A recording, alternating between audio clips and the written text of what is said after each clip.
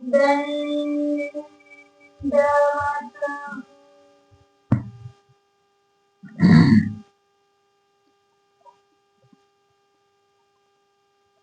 दसऱ्याचा सण साजरा झाला आणि मग काही दिवसाने औदास्य स्वीकार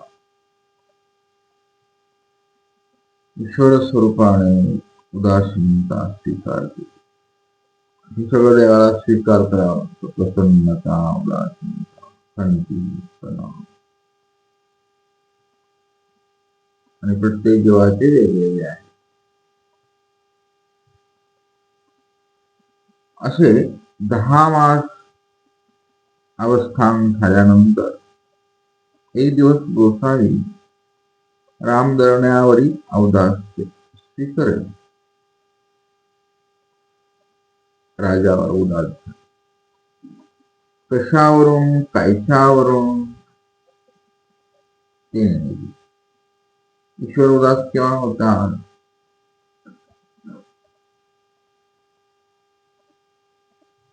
मनोधर्म भंग कशाने होतो?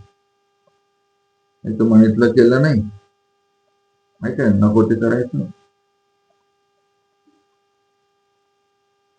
मनोधर्माने राहायचं नाही, तिथे तो प्रॉब्लेम होतो. तर जीवधर्म करायचे वगैरे वगैरे अशा अनेक प्रकारे ईश्वर उदास होत असतात आपल्या जीवनामध्ये. एवढ्या प्रसन्नतेनं स्वामी 10 महिने राहिले. कशावरून तरी पाटलेपण, बिल्लाळेपण, आहे की नाही, असं होत राहतं ते. आणि मग ते सांगतात, मग असं स्वामींनी ओळखलं किंवा आपल्याबद्दल प्रेम नाही राहिलं, पहिल्यासारखा भाव नाही राहिला, श्रद्धा नाही राहिली. मग त्या घरात साधूंनी थांबवलंय. ईश्वर कसं थांबते? आणि ते दिसतं उठणं, बसणं, चालण्यावरून सगळं समजतं. त्या घरात आपलं प्रेम राहिलेलं नाही. निघावं मग आपलं कंठात होई असेल तर ते, बॅग असेल तर बॅग, आणि सांगा बाबा पुढे मला अर्जंट काम आहे, देवाला जायचे, स्थानवंदन करायचे आणि त्या घरातून काढता पाहिजे. त्यांना दुखवायचं नाही. त्यांची श्रद्धा प्रेम असलं ते म्हणते बाबा शिदोरी तरी घेऊन जा, काहीतरी म्हणतीलच ना, ते लगेच म्हणतात बरोबर बरोबर येता का, हो हो हो हो, नाही नाही गाडी घेऊन जाईल तुमची, हे सगळं ओळखून घ्यायचं. स्वामी निघाले. आता उदयास उठले, अवघे वस्त्र परितेजून मग सर्वज्ञ म्हणतात हे पासोडी परिधान करून बिघडले. सोमनाथा पछील वृक्षाखाली आसन झाले. मग आम्ही तिकडे गेलो म्हणाले. इकडे मदनी आला. गोसाव्याचे अवघे सेवक ओळखून आले, पाहू लागले तर गोसाव्याचे नव्हे. म्हणाले कुठे गेले? मग त्यांनी रामदरण्या पुढा सांगितले, जी गोसावी उदास्य स्वीकारून विजय केले आणि आपल्या घरी या महालामध्ये कुठंच नाही, असा बोबाट झाला. बोबाट शब्द आहे, बोभाट कर, बोभाटले होत असते. चांगल्या गोष्टीचा बोबाट झाला तर वाईट गोष्टीचा बोबाट लवकर होत असते. हे सगळे प्रसवांचे परिणाम असतात. तिने भवंते पाहू झालेले. मग सगळीकडे बघायला आजूबाजू दोघे चहू वाटा राखणे घातली. इकडं तिकडं तिकडं इकडं राखणं बसवले. सर्वज्ञ म्हणतात हे जैसे तयाचे काही घेऊन गेले. काय घेऊन गेलो काय आम्ही त्याचं चोरीबिरी केली काय? आम्हाला राखण घातलं आणि मग ते पूर्ण दिवस तो मला हे भेट न दे. सर्वज्ञ भेटले. भेटत गेली. मग दुसऱ्या आधी गोसाव्याचे सोमनाथापाशी उत्तरेला आकारबडांत 2 आंबे, त्या आंब्याखाली असणार. हा आंबाचा झाडाला बघा परत. तो एके दोघी गोसाव्याचे आश्री देखील. आणि मग ते राजाकडे पळत गेला आणि सांगितले की वृक्षातळी सोमनाथापाशी आंब्याखाली हे आहेत म्हणाले. ते जांभाई तिथं बसले. आणि मग इकडे राजा आता निघाला. तेवढ्या वेळामध्ये वेळीचा वेळी सोमनाथा नाशियांत विजय केली. नाशिची खाकरिले. राणेने ऐकून हळूच पाहिले.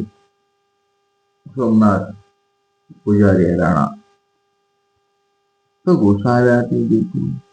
त्याने अनेका गुरुवार म्हटले, एक गोसावी असती तुम्ही येत रक्षा मी रायापाशी सांगत आहे. दुसऱ्या पुजाऱ्याला सांगितलं, तुम्ही तर थांबा, मी तर जाऊन राजाकडे. मग तो म्हणतो हो का. मग ते शीघ्र जाऊन सांगितले. रामदळना धावत धावत ते का रायाशी दर्शन झाले. आणि मग बघितलं नाही तर गोसाव्याचा ठाई थोरावदास ते देखील. गोसाव्याच्या दृष्टीपुढे रिजवेना. आता तुम्हाला इथं रामदळना व्हावं लागेल. स्वतःला रामदळना म्हणून चिंतन करायचे. असं आपण देवाला अनंता सृष्टी क्षणोक्षणी आता आपण हे असं उदास करतो. मग स्वामींच्या दृष्टीपुढे कसं थांबता येईल आपल्याला.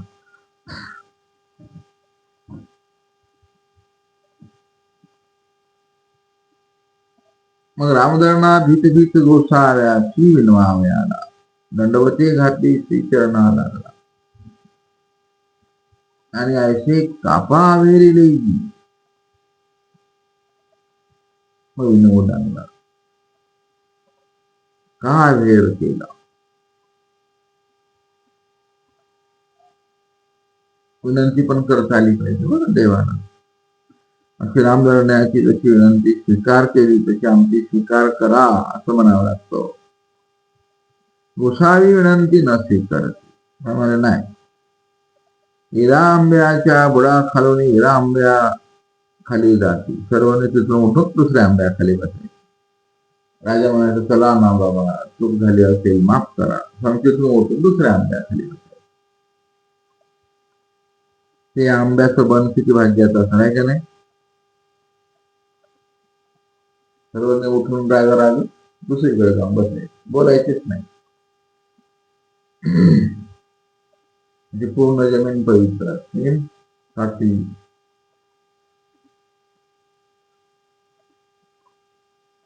मग तेने वाटे दोघे राखण दृष्टीची आळवा घातले. सायंकाळचा वेळ होता. राजा थकून गेला.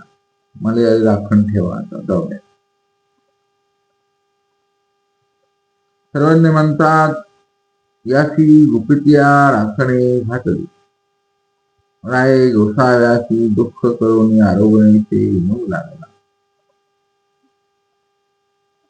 सर्वज्ञ म्हणतात तरी आहे ऐकलंच नाही.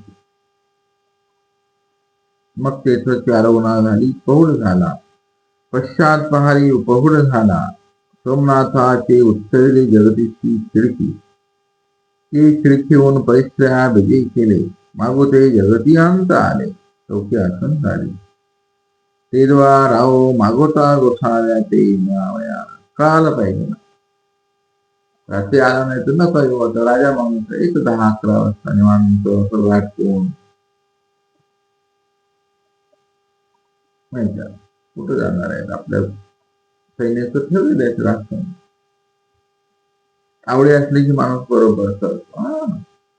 आवड संपली की मग तुमचा काय प्रोग्राम आहे बाबा म्हणतात लोक. मग काय प्रोग्राम आहे आता कसं काय तुमचा प्रोग्राम असं सांगतील ना तुमची गरज असल्यावर. तुम्ही असाला विचार करा प्रोग्राम काय. तिथून फिरस्ती करत नाही ना. आम्हाला असे लाखो अनुभव आहेत. मग बाबा उद्याचं कसं तुमचं रात्री विचारतात. उद्याचा काय प्रोग्राम आहे? नाही म्हणजे साधू संतांना वेळ नसतो ना.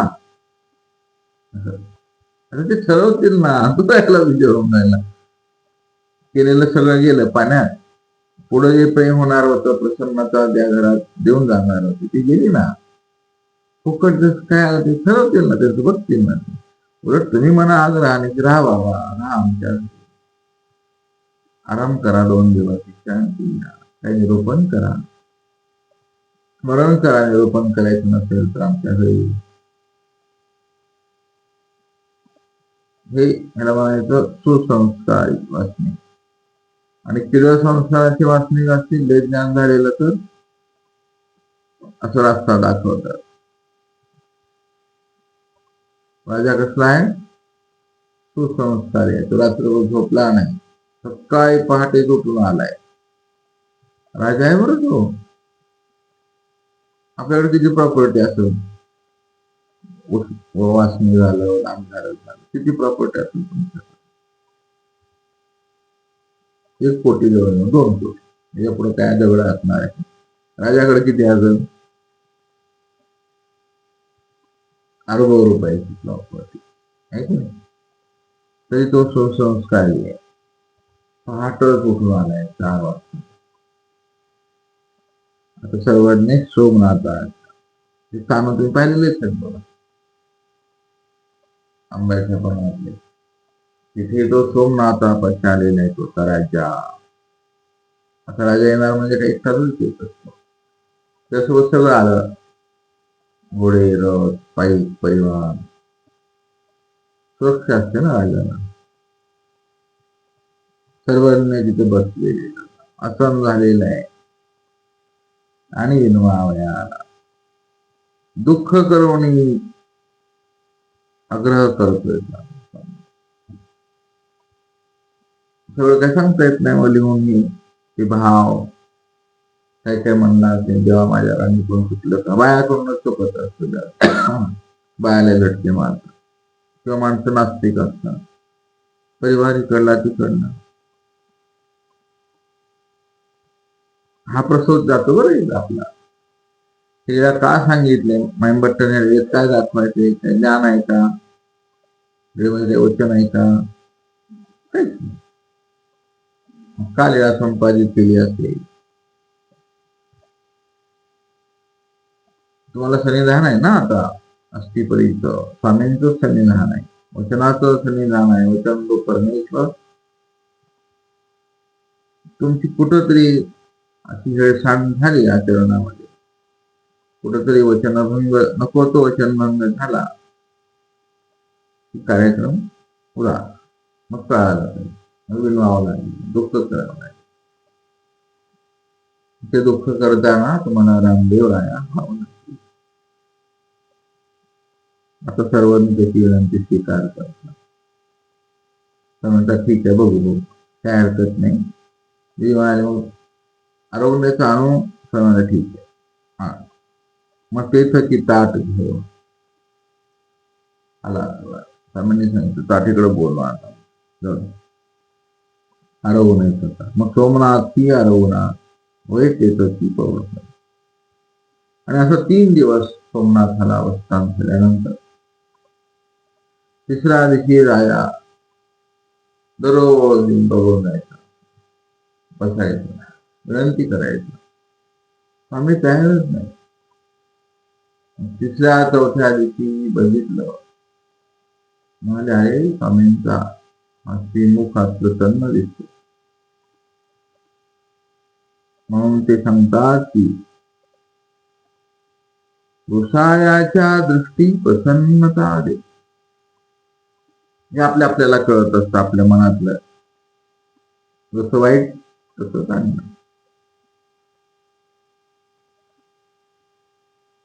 प्रसन्न दृष्टी स्वामींना पाहिलं पाहिजे. स्वामींनी तुमच्याकडे प्रसन्न दृष्टीने पाहिला. ह्या दोन्ही गोष्टी आहेत. तुम्ही खूप प्रसन्न होऊन सगळं पाप लपवून चालले पुढं, फळं बिळं विडा घेऊन तुम्ही पाप केलेले त्याचं काय? आणि तुम्ही एक लवंगच घेऊन गेले, पण स्वामीची दृष्टी, स्थानापतीची दृष्टी पसंत नाही, हे का नाही? मग ती लवंग किती किती लाखाची आहे ती? मोठी लवंग आहे ती, हे का नाही? मग देव पैशाचा असेल ना, मग देव लय खुश होईल ना, ती फळं घेऊन गेलं तर. नारळ घेऊन गेले वाले,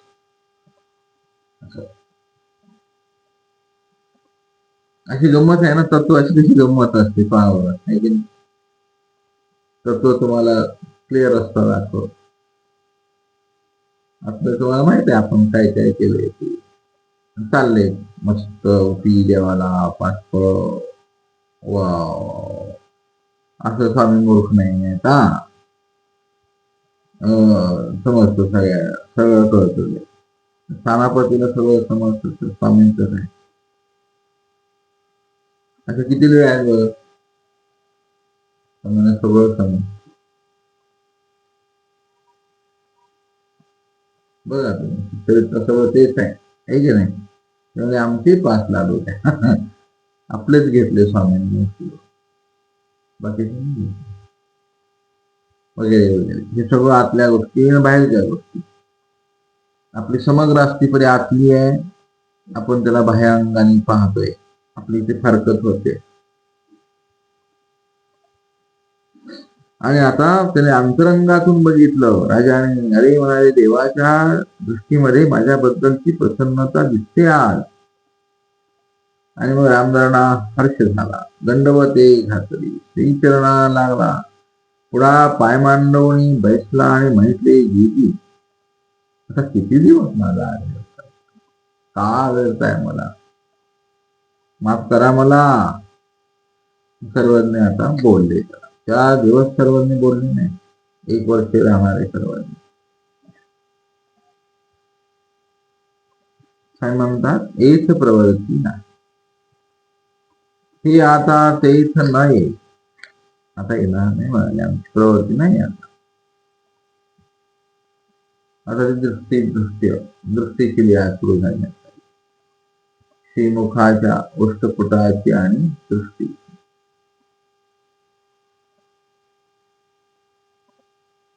दोन्ही भावाचा लिहिलेली, मग आता प्रवृत्ती नाही आम्हाला, आम्ही ते येणारच नाहीये. राजा म्हणाला, काय झालं? नाही म्हणाले, आता बस काय झालं, ऋणबंधाच्या उठवून पडल्या, झालं म्हणे राजा, आता ऋणांबंध संपला रे, बस जायचे आता. ऋणांबंधच काय दैवराशीत नाही म्हणलं तर, आहे का नाही? मोठं वासनांसारखे काय आहे ते येण्यासाठी अगोदरची तयारी, ऋणांबंध लागली ना.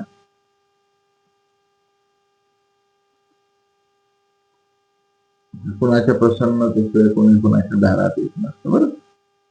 भिकाऱ्याला 4दा फिटकारलं दारात येत नसतो, तो साधू आहे, असं ती गोष्ट आहे. सर्वज्ञ म्हणतात, आता प्रवृत्ती नाही बाबा तुझ्याकडे यायची माझी, जाऊ दे, आता हे तेच नाही. विद्या अविद्ये ते सांडी, सवे अविद्येस्तो पुरुष धर्मापासून जाय, ऐसे जाणे तो पुरुष अविद्ये ते सांडी, ब्रह्मविद्ये ते भेद, आणि तुम्ही जवळीपाशी याते बुद्धीची राखा, जैसेही तुमचे काही घेऊन आले. आता इथं कार्तिक चिंतन केलेलं आहे.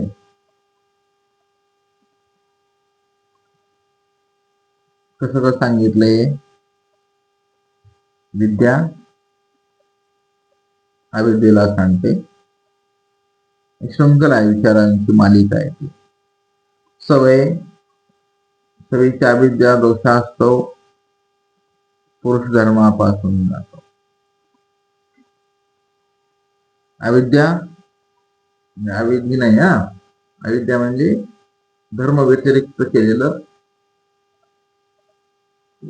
प्रेम, गुरुवर असो, कुणावर असो, परिवारावर, ही अविद्या.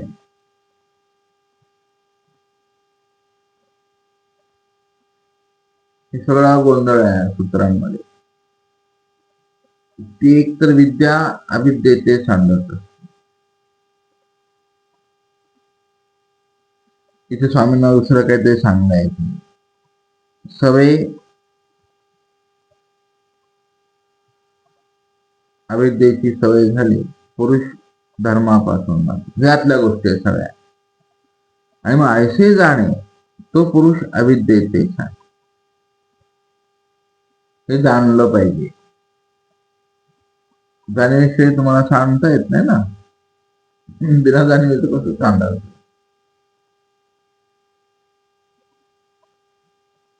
आणि तिकडं सांगितलं जाणून नाही येतो तो पुरुष वेगळा वेगळ्या अर्थाने. आणि इथे जाणे तो पुरुष अविद्येचे जाणलं पाहिजे. तरच त्या मोहपाशाला गुंतत नाही. बुटोबासांचा परिवार तसाच होता. तेव्हा सर्वज्ञांचं म्हणायचं करू का गुरुजी तुमचं. आता गुरु वाक्याप्रमाणे तसलं काही नाही ना आपल्या पंथात. सध्या चालू आहे प्रकार एकाच ठिकाणी नको तिथे दान. काय प्रकार आहे. का बरं तुम्ही तिथं दान करता एकाच ठिकाणी. विशिष्ट बुद्धी गेले ना तुम्ही ते दान व्यर्थ जात ना वगैरे गोष्टी असतात. ह्या आपल्या गोष्टी आहेत. हा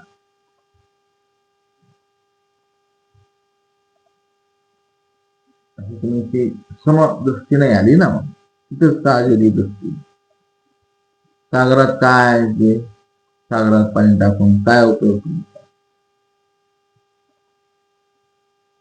उचित आहे का नाही. उचित का भुकेल्या सुदल्या थोर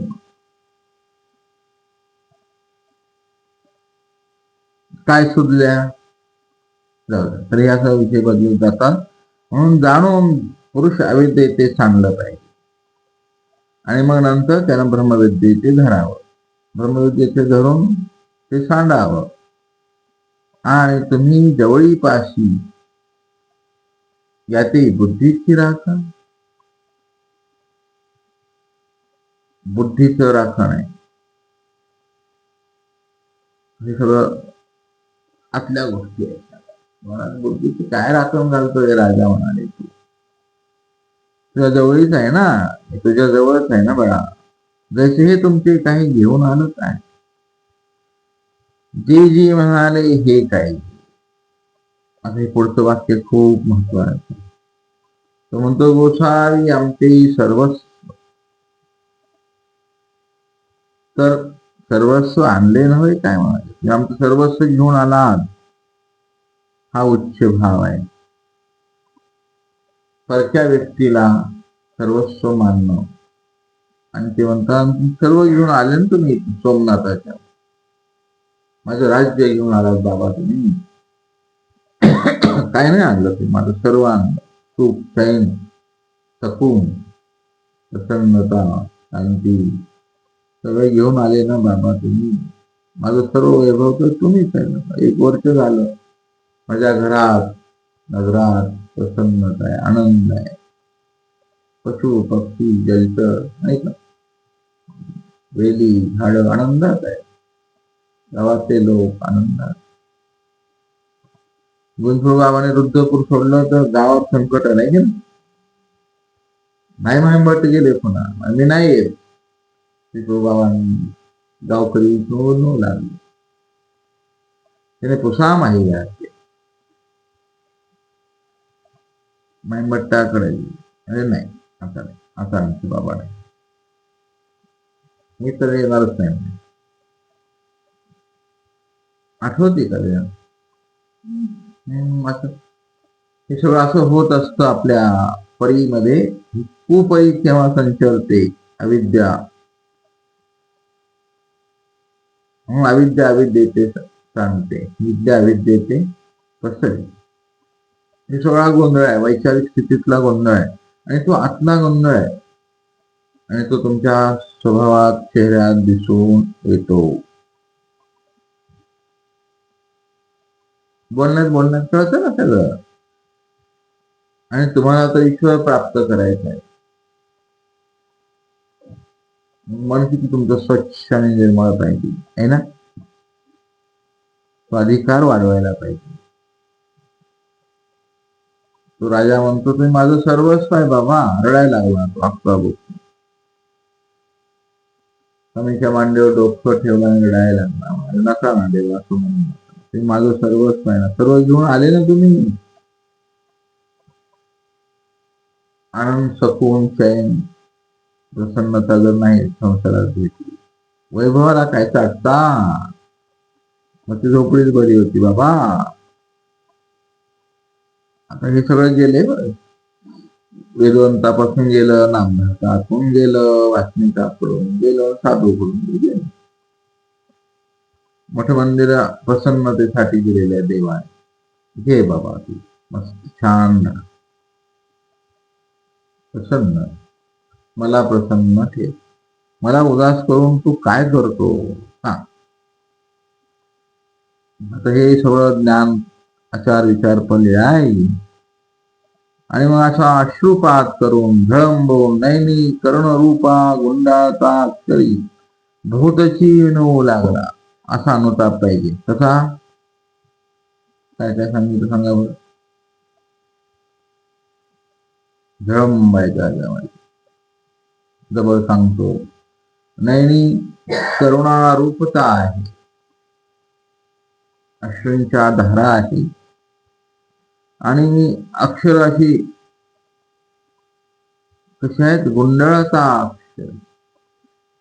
याचे तुम्हाला कळायचे, अक्षरांमध्ये खूप मोठा शब्द भावार्थ असतो. भावनेचे अक्षर वेगळेच असतात, ज्ञानाचे अक्षर वेगळेच असतात, तत्वाचे विधीचे अक्षर वेगळेच असतात, आहे की नाही. हे तुम्हाला अक्षर कळत, आम्ही अनुभव घेत नाही, त्याच्यामुळे थोडं समजतो. हे अक्षर कशाचे आहे, चेहऱ्याचे भाव समजून जायचे. ह्यांना काय मतलब नाही त्याच्याशी, यांना फक्त आपलं समजून. स्थानापतीला पण भाव असतात बरं का. तुम्ही स्थानापती जर समजता ना,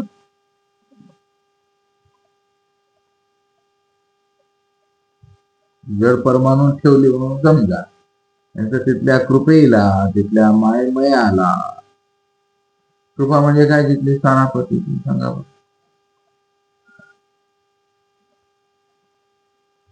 तुम्ही जे कृपा समजते ती कृपा नाही आहे तिथे.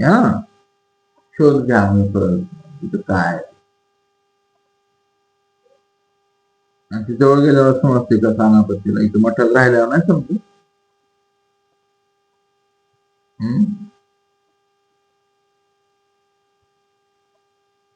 सगळं समजतं त्या तिथल्या तिथं. हे सगळं कळतं तुमचं. तुमचे अक्षर गुंडाळता, अक्षराने गुंडाळता आलं पाहिजे परमेश्वरा. तुम्ही गुंडाळता कशाला, लय गडबड आहे की नाही गुंडाळायची.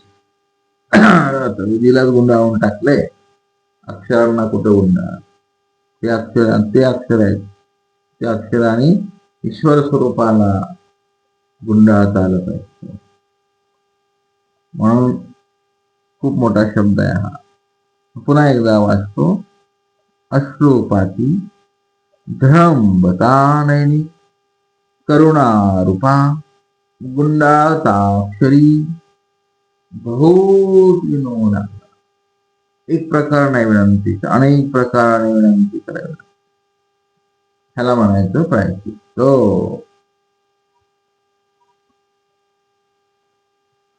असं आहे ते.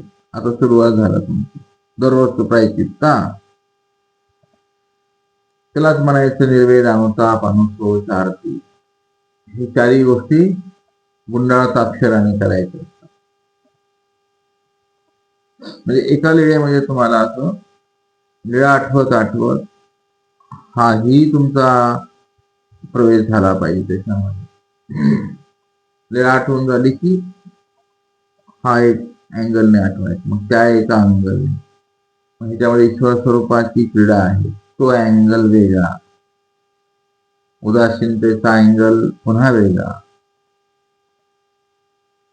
वेगवेगळे सेन्सर लावून स्वतःला बघायचं असतं, ते असं ऍक्टिव्हेट करावं लागेल तुम्हाला स्वतःला. झाली एक लीळा आठवायला तुम्हाला तासभर लिहून जातो. सोमनाथात मंदिर, आंबेनाथ, हे ते हे, आणि मग त्याच्यामध्ये तुमच्या स्वरूपात स्मरण, अनुताप सगळं घडतं, एका वेळेला घडतं.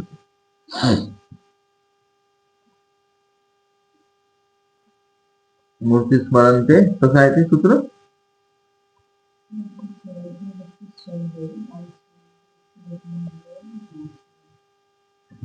इथे हे मेन आपलं लक्ष आहे. मूर्ती स्मरण ते कसं आहे?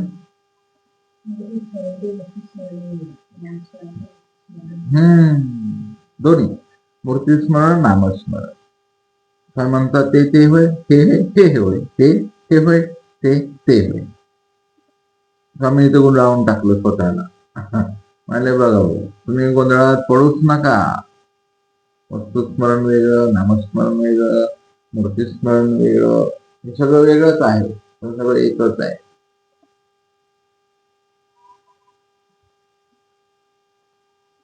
मूर्तीस्मरण, नामस्मरण, लीळास्मरण, व्यक्ताचं स्मरण, अव्यक्ताचं स्मरण, आहे की नाही? स्वरूपाचं स्मरण, स्वरूपातील गाभ्याचं स्मरण. कसं स्वरूप गाभा आठवायचे ना, आचार्य महाराज स्वरूप गाभा आठव. मग आता हे वेगळंच आहे.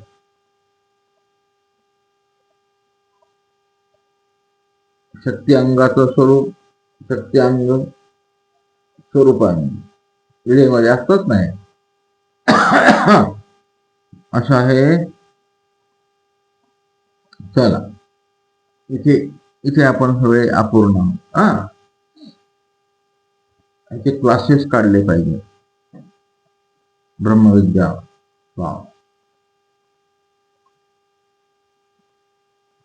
तसं काय नाही उपलब्ध आहे की नाही. प्रॅक्टिकल करून दाखवा लागेल ना. हे तुम्हाला हे इकडलं स्मरण आहे, हे इकडं गेलं, हे त्या स्मरणात जायचे, साधूला तेच करावं लागेल. मला करता काय असती तुमची काय कसं आहे शेवटचं सूत्र सांगून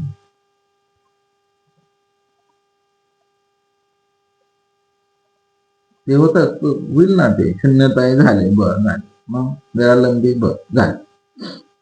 ते देवता स्मरण मुख्य विषय तिथं आहे. हे सगळं कशासाठी खरा टोप आहे? देवता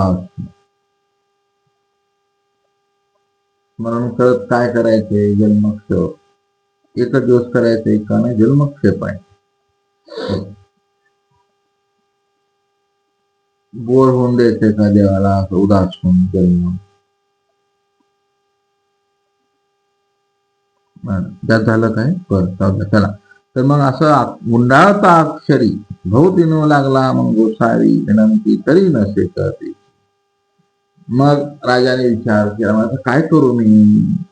मग त्याने पर्याय, इथे चांगला पर्याय शोधावा. जी म्हणाले, माझी मातेची आईला माझ्या 3 दिवस उपवास पडला, श्रीचरणी तुळशी वाहिल्यावंतीची जेवण नाही, हे तिचं नित्य व्रत आहे.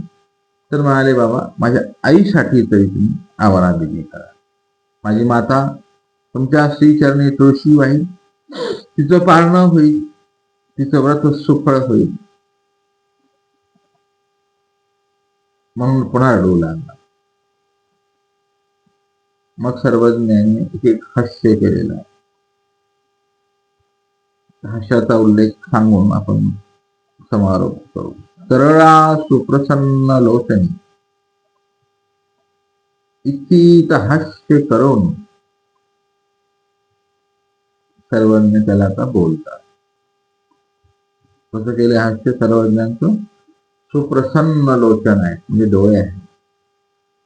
सरळा सुप्रसन्न लोचनी इतकित हास्य केलं.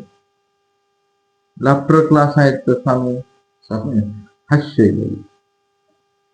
हास्य असेल तर तुम्ही देवाला आठवू शकता.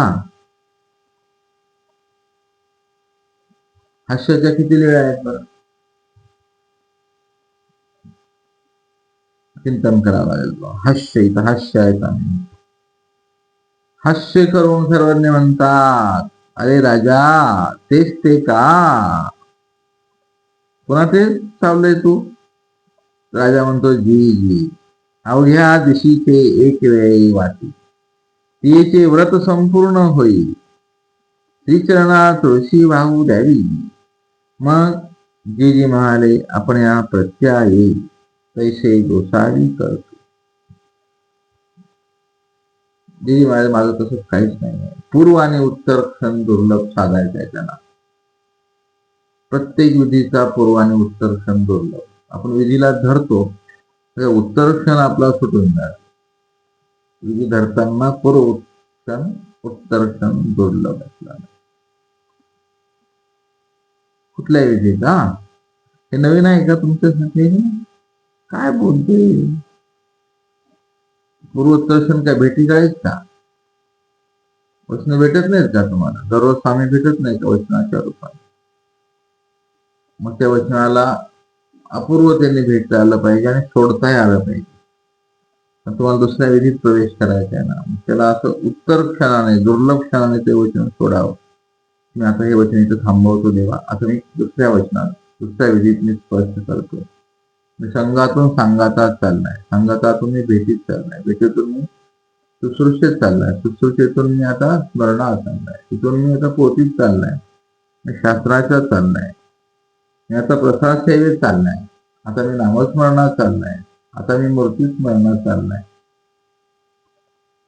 मी आता लीलास्मरणात चाललाय, मी आता शक्ती रूप गाभ्याच्या स्मरणात चाललाय, मी आता व्यक्तात चाललाय, मी आता अव्यक्तात चाललाय, मी आता ती मूर्तीच्या एका एका नखापासून चाललाय आता स्मरण करत देवा. नख पडावं लागेल तुम्हाला, पोटऱ्या धरायला लागतील, तिथे तुम्हाला झळंबून तिथे गुंडाळता अक्षरी घन पेटलिया सुरू झालं तुमचा कार्यक्रम. मग ते स्वामींची कंबळ सुरू झालं तुमचा. ते असं सगळं करत करत तिथून लगेच स्वामींच्या दैवीकडे जावं. इथेची दैवी श्रीमूर्तीवरची कृपा, ती दैवी सत्य, असं हे सगळं करत करत तुम्हाला पुन्हा व्यक्ती स्मरणात, वस्तू स्मरणात जावं आहे की नाही. वस्तू स्मरणातून नामस्मरणात, असं सगळा गोंधळ दिवसभर तुम्हाला करायचं आहे. काळ कसा इतकी लागेल म्हणजे कुठून कुठे जायचं हे असं दिसलं पाहिजे. आणि मग त्याच्या बोलण्या आणि औदास्य परिहारले सर्वज्ञ मानिले आणि सर्वज्ञ आता पुन्हा रामधरण्याच्या आवारात दिले.